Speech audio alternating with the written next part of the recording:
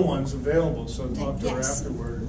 Uh-huh. Talk to anyone afterward, commissions, I mean, Yeah. that, you'd like, you come to your studio, they could come. Oh, yes, I'm there every day. Did you have a question? Yeah, so in other words, do you do the entire process at the foundry? I don't. I sculpt it. No, I sculpt it, and then I don't have the muscles to make a mold on a 2,000-pound bronze. You know, it takes a whole lot of people, not just me. You know, but I oversee the whole process. So they kind of duplicate as best they can, and you Yeah. go in and do the details again when it's enlarged. Yeah, I sculpt it 12 foot. I sculpt it that size. They blob the clay on because they have to make an armature.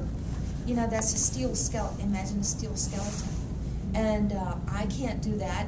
I don't have the muscles to do that. And so the craftsmen at the foundry will help me blob clay on, okay, and then I sculpt it that size. Okay, and then from then I hand it over to the people at the foundry who mold that, and they have to be experts. They're all craftsmen and artists themselves. If they're not, they'll mess it up. You know, and I've had that happen. You know, so you have to have experts in every step of the way, and that's another reason that you get what you pay for. Yeah. I'm sorry. Yeah. The second part of my question is, so how long does this process take usually? I mean, is there an approximate length of time Yeah. from start to finish? Well, it depends. Like, I'm not the only one at a foundry. You know, they'll have other customers they have to make a living too. You know, and it depends on when I can get in. But I like to say if I do a large piece, from concept to installation, it takes a year. Yes. I just had a quick question. You had said that you worked for Fenton, or they had I'm worked sorry. for Fenton. Yes. And I know they do glass, so I was curious to know what did you do? Well, when I you sculpt, worked every sculpture you see starts with clay. And I did a teddy bear, I did it out of clay. Handed it to them, they have their own mold making process, and that's how I earn a living. So and they would it's, take your clay works and turn them into glass? yes, they would make a mold. Mm-hmm. Every sculpture you have to have a mold of that sculpture if you want to make multiples, whether it's glass or plaster, or if James wants a lot of cement sculptures, he's got to make a good mold and pour that cement in there. You pour the plaster, you pour the glass in there, and that's how it's done. Yeah. Yes. Do you use water-based clay or Never. cement? Never. It doesn't have the body I need. On large pieces of clay, water-based clay will just kind of droop. I use oil-based clay. It never dries. I use it over and over again. It has a lot of body. It's hard enough I can get a lot of good detail, and the detail stays. It doesn't melt away. Or, you know, thank you. It's a good question. I've done some of it too. So. I use water-based clay on my big sculpture. So you fire your And stuff? it doesn't melt away from me. She doesn't know what she's talking about. Oh, wow. I say. I agree with you though. I think it's much easier to get detail than the synthetic. In oil-based clay? Yeah. Yeah.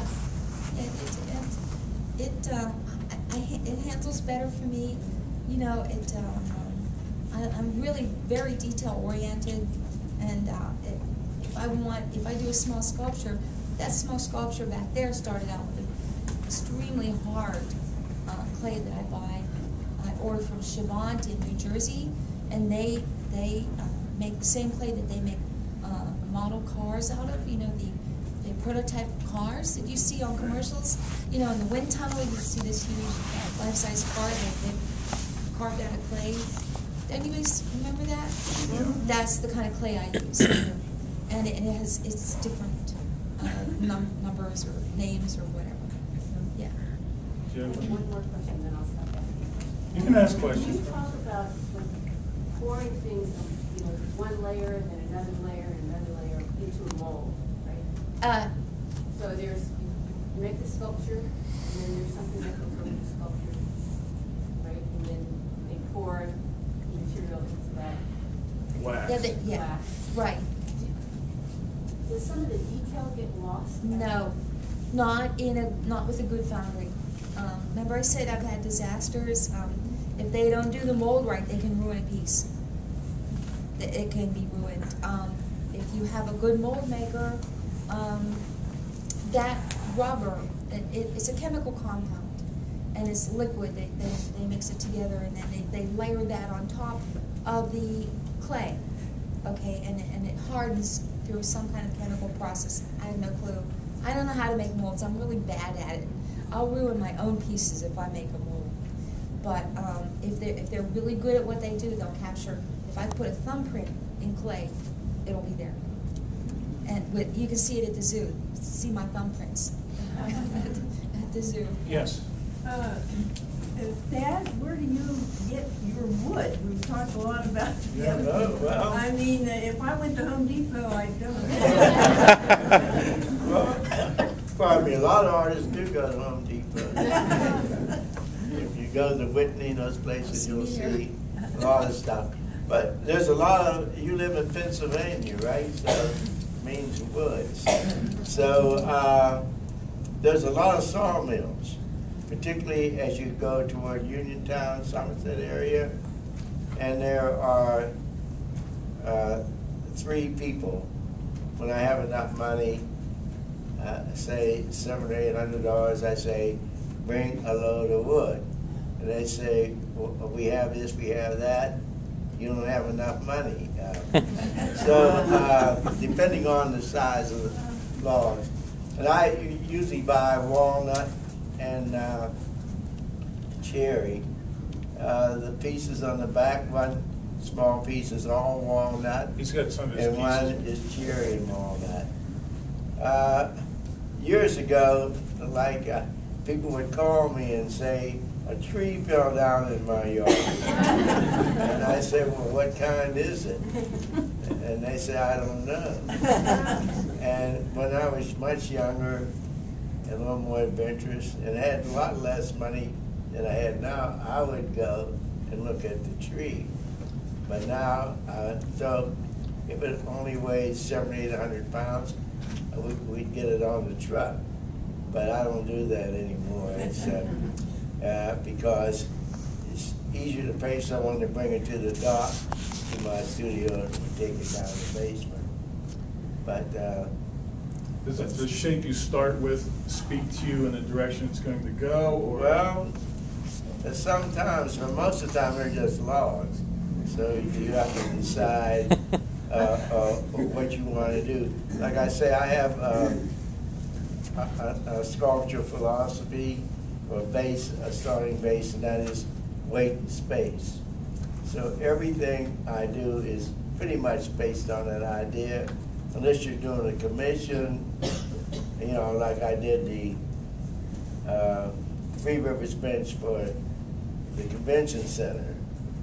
Well, this had to be, when I got the commission, it was like a competition. So when I got it had to be something about Pittsburgh. So I decided, and architectural, but still art. So those of you who have been on the second floor, looking toward the stadium, you'll see this 18-foot long bench called the Three Rivers. It's all walnut. And some people say, well, it's pointed the wrong way. The rivers don't run that way. And I said, no, there's a pole back this way. They let me pick the spot. And I said, this is about art, it's not about geography. So also, eventually, there's a door that's closed to that end. And there's supposed to be a garden that crosses up to the river, and you'll be able to walk up the stairs, and when you open the door, and you'll walk into my bench. So that's why it's pointed that way.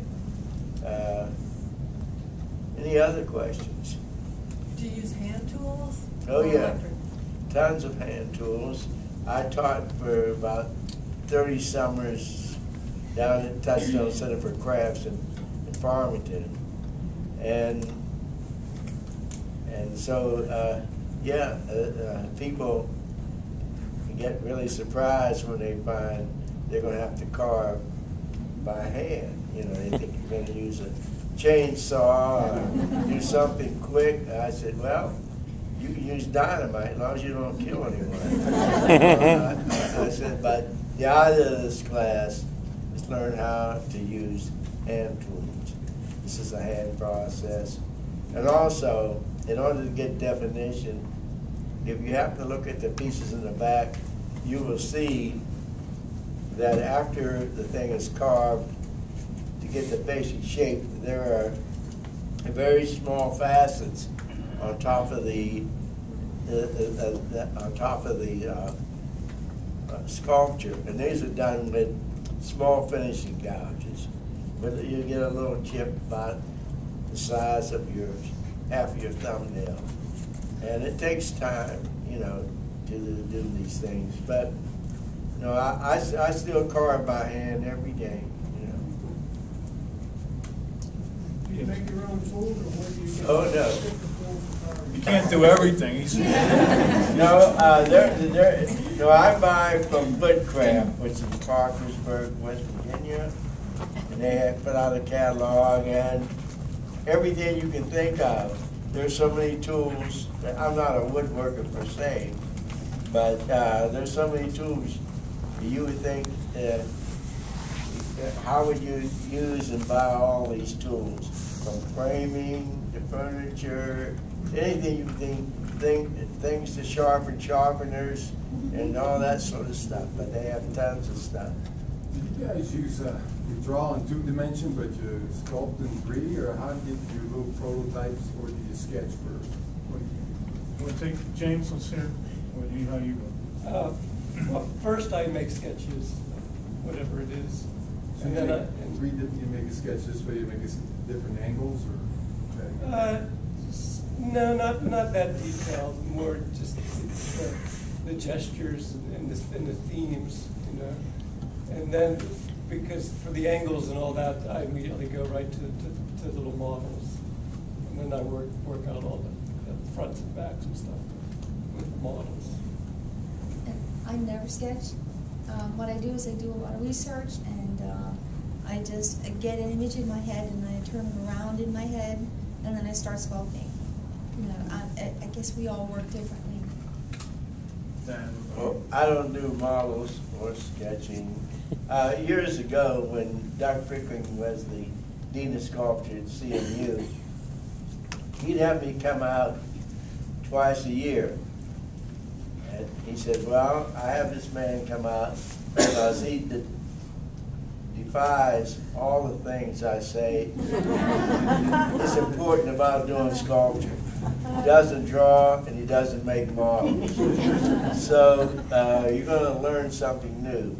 No, what I do is that I, pretty much like Susan, I try to see the sculpture. You know, like Michelangelo says, you can see that form inside that rock. All I have to do is move the rock, the debris away. Just liberating the form. Yeah, and so I try to see different shapes before I start. And naturally, some things turn out better than others. But, and I try, when I teach, I try to get people to see in 3 dimensions. And which, I don't know why it's hard, because you're surrounded by a 3 dimension. There's nothing unless you're on a flat table, but people are around you, but it's very hard. Sometimes people want to make a head. The only thing they can see is the nose and the eyes. Can't see anything else. But no, I just try to figure out what I want to do with these shapes. And I do usually have multiple shapes, not all the time, but I usually have up to maybe big pieces, 5 or 6 elements that are coming and going, crossing each other. But like anything else, it's just a matter of viewing it in your mind, you know, and after a while, people, you know, if they do this long enough, they can do it, you know. Yes. My question is for James. Was there a competition for the memorial to the 3 slain officers? And how, did you personally come up with the thought of St. Michael? There wasn't a competition. There was a group that formed that asked me to do it. And then the family and the group, the committee that was organized to do it, they requested the St. Michael sculpture. But the request was fairly loosely based because everybody has a different idea what St. Michael's is, because there is no one St. Michael's. There's famous St. Michael's pictures, portraits like in Raphael paintings and stuff, but there's all kinds of different St. Michael type things. So in that it gave me the freedom to create the particular St. Michael from the feedback that I got from the families and the police and everything, and what they wanted it to express, and plus my own style. So. Any other questions? Marie, do you want to just segue into the wine and cheese, or do you want to show the image?